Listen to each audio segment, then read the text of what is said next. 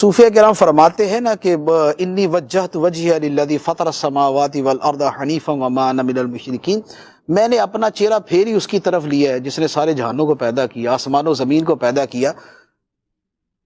اللہ کو راضی کرنے میں بندہ لگ جائے اور مخلوق کی بلا وجہ کی رضا کی کوشش اس کی طرف نہ جائے۔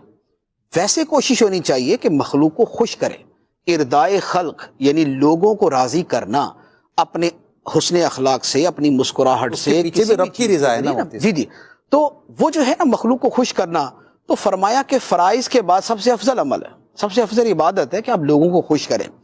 لیکن اگر لوگوں کی خوشی رب کی خوشی قربان کر کے ہے تو پھر نہیں، پھر رب کی خوشی پہ لوگوں کی خوشی کو قربان کیا جائے گا، لوگوں کی خوشیوں کو نہیں دیکھا جائے گا۔ یہ ایک سجدہ جسے تو گراں سمجھتا ہے، 1000 سجدوں سے دیتا ہے آدمی کو نجات۔ تو رب کو ایک سجدہ